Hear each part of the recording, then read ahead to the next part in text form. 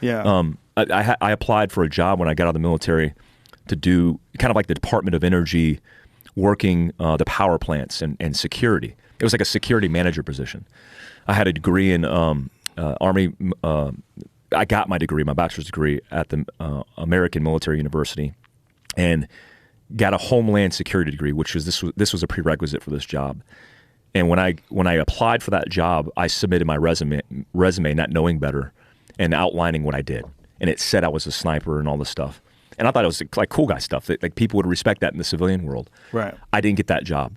And I had nearly 20 years of experience in crisis, counterterrorism, and risk mitigation, all these things at a very high level. I had a bachelor's degree, and I was overqualified for the position, and I didn't get it. One of my buddies who was sitting on the board for that job said they thought it was high liability that I was a sniper and applying for that job because he kills people, and that's a bad thing. And so when I think about these red flag laws, and if this, depending on who it is, call it whatever, X administration, everybody who's labeled, you have PTSD, you're screwed. You're not going to be able to have a gun. You're not even going to be able to buy a gun, and that's a problem. Wow. So if you're hiring someone to do security, so you're hiring someone to protect you from potential armed threats, wouldn't you want someone who has experience with potential armed threats? Wouldn't you want someone who's experienced gunfights? Yeah, and I think the overall problem is, like, when they ask me if I had post-traumatic stress, they're like, based on our evaluation of you and what you're saying, you have PTSD. And I said I didn't agree. And so I got it to where they said, okay, you have TBI and the symptoms are associated with PTSD. I guess I can give you a thumbs up with that. I guess that's what I'll take. So how do they define PTSD? Because there's got to be many layers or many levels of that, right? So if you're saying it's post-traumatic stress disorder, like, what makes it a disorder? Like, obviously you've experienced stress.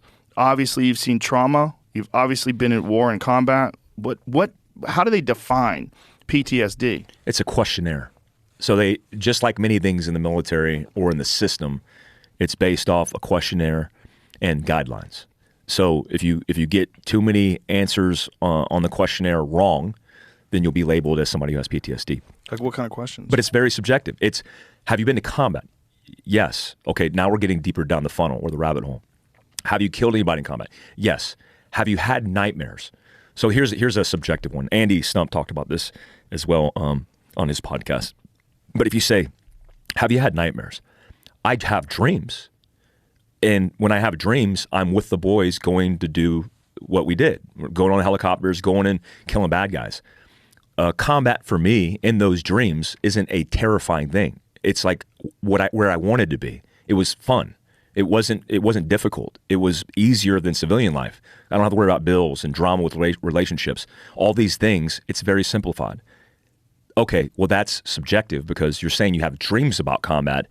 That's nightmares. Because there's not a part on the answer that could say, hey, he's having dreams, but they're not night terror dreams about combat and dying. So he could be labeled somebody who has PTSD because of that. Like, I have buddies who answer the questionnaire who don't have PTSD. I don't think I have PTSD.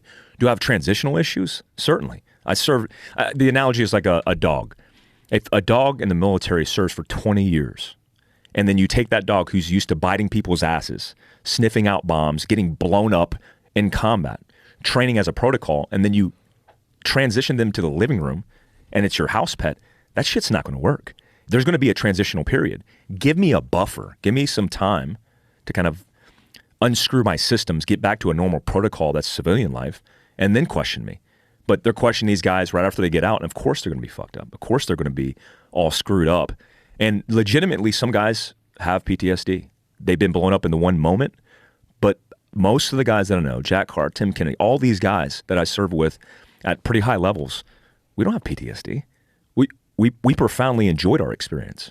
There's nothing traumatic. I'm not shivering underneath my blanket, worried, concerned about war. I'm actually more having nightmares about missing out on those kind of efforts with guys that I serve with who are, certainly still serving. That's such an interesting perspective for people who haven't served, the idea that you feel like you're missing out on it. And I appreciate your honesty, saying that it was fun or saying that it's easier than civilian life. Yeah, the first thing, like I transitioned out of the military in a contractor with a Central Intelligence Agency, and it was a smack in the face because, call it a brotherhood, call it tribe, call it whatever you want. I had a great run with amazing human beings. What I noticed when I went from the military to waking up in an air mattress in an apartment in San Antonio is civilian life sucks. Where do you go for connectivity, for tribe? If you don't belong to a dojo, if you don't belong to a gym, if you don't go to a church, then you don't have that feeling of purpose and that feeling of community. So I went from a place where my family were the teammates that I served with and transitioned into civilian life where everybody's worried about their own game. They're very selfish. I mean, for the first time, likely in the history of our country, you don't know your neighbors. You don't know who's in the apartment next door to you. You're escaping trying to even interact with those people, and it's fucking depressing. So I thought the military experience for me was easy. And a lot of guys who come back and have to deal with bills, relationships, all the shit that civilians deal with, that's hard. And that's the difficulty. It's not necessarily a traumatic experience in one moment in time that took place that is the PTSD. It's like getting kicked in the dick every day being a civilian when you didn't have to before because you have everything, at your fingertips. That would give you PTSD if you didn't have it.